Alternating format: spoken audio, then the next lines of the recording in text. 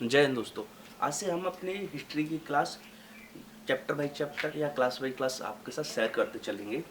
इतिहास इतिहास वह कालखंड को कहा जाता है जो समय बीत चुका है, हम लोग उसको इतिहास कहते हैं। इतिहास को 3 खंडों में विभाजित किया गया है। पहला प्रागैतिहासिक काल, अर्धैतिहासिक काल और ऐतिहासिक काल। हम चैप्टर बाई चैप्टर समझते चलते हैं।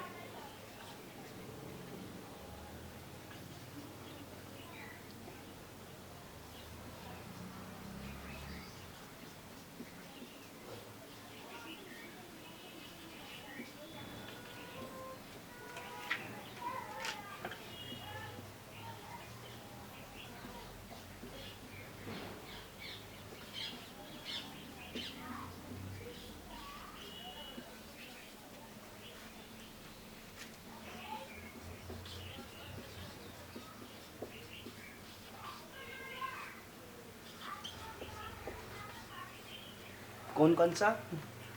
प्रागैतिहासिक काल, प्रागैतिहासिक काल, ऐतिहासिक प्रागैतिहासिक काल, अर्धैतिहासिक काल और ऐतिहासिक काल।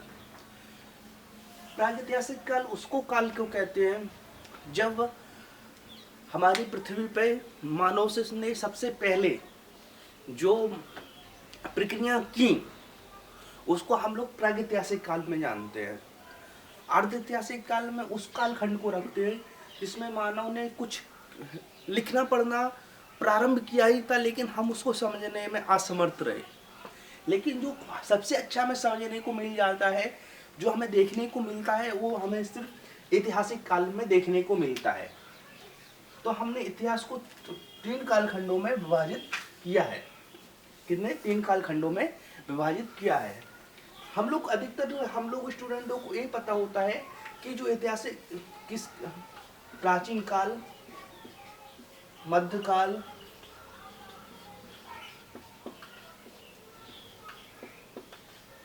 और नेहरू काल,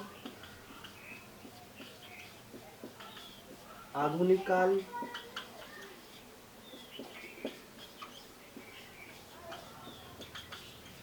और अब तक का।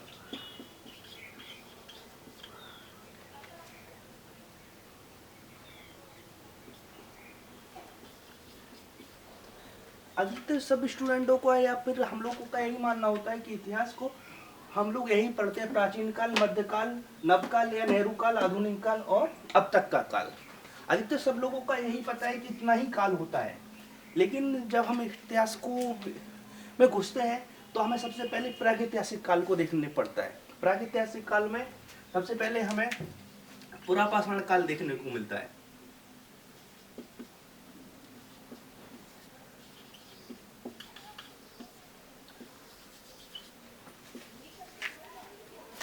पुरापाषाण काल वह कालखंड जहाँ पे लोगों ने सबसे पहले रहना प्रारंभ किया। कहाँ पे रहना प्रारंभ किया? गुफाओं के अंदर रहना प्रारंभ किया तथा वनों में रहना प्रारंभ किया। उस कालखंड को हम लोग प्रागैतिहासिक काल में देखते हैं। प्रागैतिहासिक काल के अंदर भी पुरापाषाण काल को हम लोगों ने 4 खंडों में विभाजित किया। कौन कौन से कालखंडों में विभाजित किया? पुरापाषाण काल, मध्यपाषाण काल,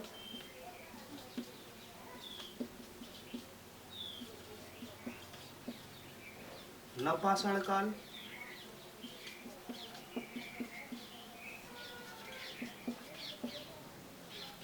और ताम्रपाषाण काल।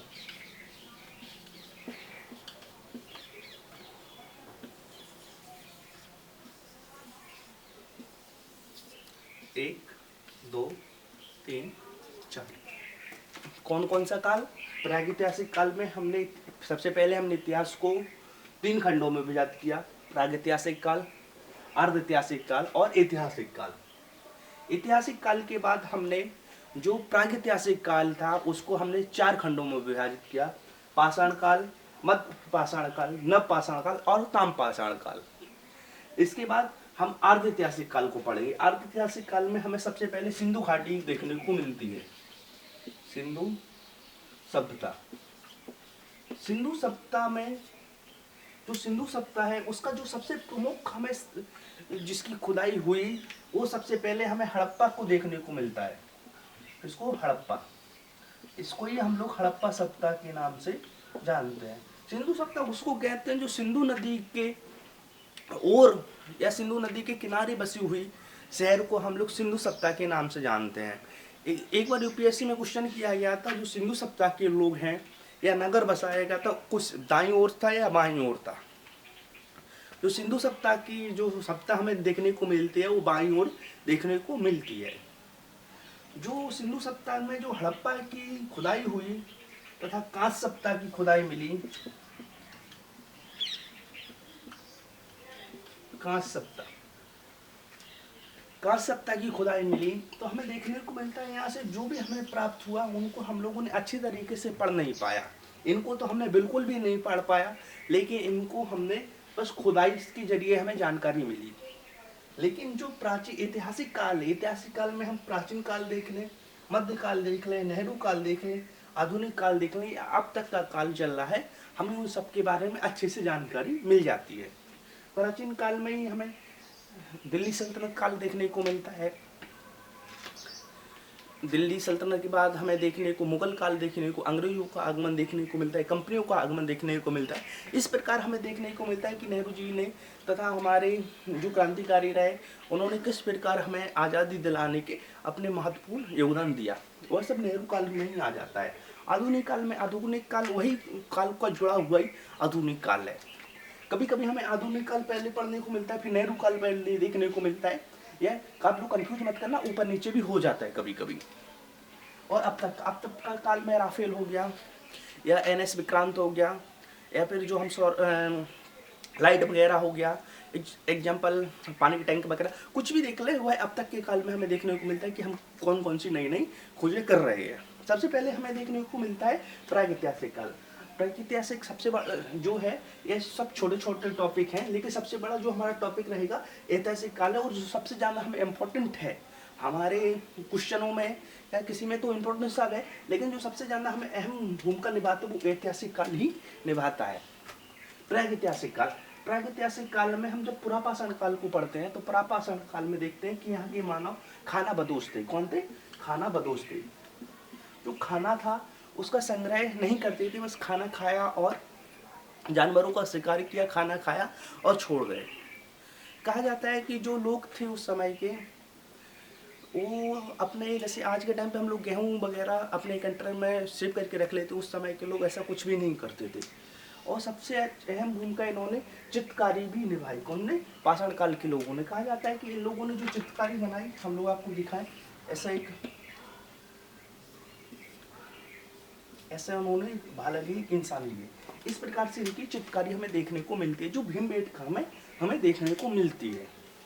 इसके बाद हमें मध्यपाषाण काल में जब जैसे धीरे धीरे समय बदलता चला गया, धीरे धीरे समय आगे बढ़ा, तो इन्होंने सबसे पहले हमें देखने को मिलते हैं जो हमारे बुजुर्ग लोग या हमारे जो कोई ख़त्म हो जाता है, तो इन्होंने सबसे पहले अंत्येष्टिकरण, जिसको हम लोग अपने हिंदू सभ्यता में, हिंदू संस्कृति में अंतिम संस्कार कहते हैं, सबसे पहले मध्यपाषाण काल में प्रारंभ हो गया। कभी? मध्यपाषाण काल में।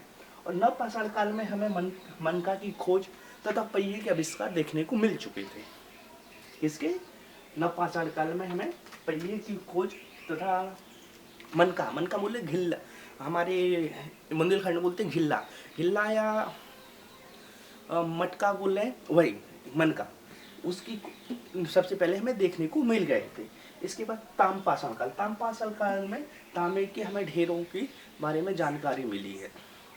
हम आप लोगों को एक चीज़ और बता दें, जो प्रागैतिहासिक काल रहा है, प्रागैतिहासिक काल में तांबे की खोज हमें देखने को मिलती है। अर्धऐतिहासिक काल में हमें कांसे की खोज देखने को मिलती है। और जो हमारा ऐतिहासिक काल है, आज के समय पे अगर हम देखते हुए चलें, अगर हम लोग ये लेके हुए चलें, तो सबसे पहले हमें यह जानकारी मिलती है कि सबसे ज़्यादा हम लोग लोहे का उपयोग करते हैं। तो हमें प्रागैतिहासिक काल में तांबे की खोज, और अर्धऐतिहासिक काल में कांसे की खोज, और ऐतिहासिक काल में हमें लोहे की खोज देखने को मिलती है कि हम लोगों ने लोहे का सबसे ज़्यादा उपयोग किया। ऐसा नहीं है कि मतलब इन लोगों ने और कोई धातु की खोज नहीं की, लेकिन यह जानकारी मिलती है कि इन लोगों ने तांबा सबसे पहले यूज में लेना प्रारंभ किया। जब हड़प्पा की खुदाई 1921 और 22 की लमसम हुई तो सिंधु घाटी सभ्यता से हमें कुछ मोहरें भी प्राप्त हुई। ऐसा समझ में आता है कि फारस से हमारा व्यापार वगैरह भी होता था। जब हम सिंधु घाटी की सभ्यता को आपको नेक्स्ट क्लास में पढ़ाएंगे, उस समय हम आपको इसको विस्तार से समझा देंगे। सिंधु घाटी उसको कहते हैं जहाँ पे, जैसे हम एग्जांपल दें, जैसे कोई राज्य है, जैसे हम कहीं विदेश जाते हैं तो हम यही कहेंगे कि हम इंडिया के रहने वाले हैं। इंडिया में आप कहाँ से रहने वाले हो, फिर वो तो बात का क्वेश्चन हो जाता है आपका। इस प्रकार में जैसे सिंधु घाटी के लोग थे, सिंधु घाटी के जो लोग थे वह यह एक जिला बोल रहे हैं या उस समय का प्रांत बोल रहे हैं, यह यार देश बोल रहे हैं, उस समय का ही सिंधु घाटी सभ्यता के नाम से विख्यात था। लेकिन इसमें ही हमें बहुत सारे देखने को मिलते हैं। हड़प्पा हो गया, सिंधु घाटी के अंदर ही जुड़ा हुआ, मोहनजोदड़ो, रंगपुर, इस प्रकार से हमें बहुत सारे देखने को मिलते हैं जो हमारी क्लास में इंपॉर्टेंट रहेंगे, हम आपको उसके हिसाब से समझा देंगे।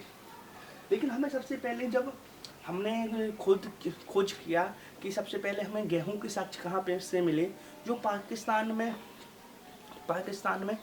कृथर और सुलेमान करके दो पहाड़ियाँ हैं, जो हम अपने मैप को देखते हैं।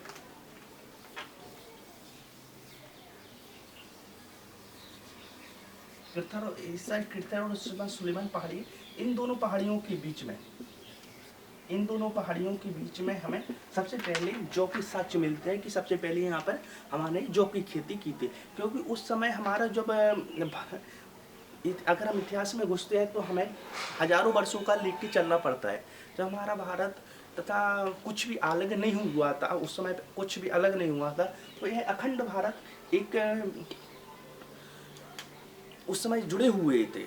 तो जो कहा जाता है कि इतिहास में मानव सबसे पहले कदम अफ्रीका में रखा, अफ्रीका महाद्वीप पे रखा, लेकिन उसको संस्कृति मतलब उसने रहना वगैरह सब एशिया में सीखा। कहाँ पे? एशिया में सीखा। जन्म अफ्रीका में हुआ और रहन सहन हमारे एशिया में सीखा। और जो सुलेमान और कृथर पहाड़ी में सबसे पहले जौ की खेती के साक्ष्य हमें मिलते हैं। लेकिन नवीनतम साक्ष्य हमें कोल्डिवा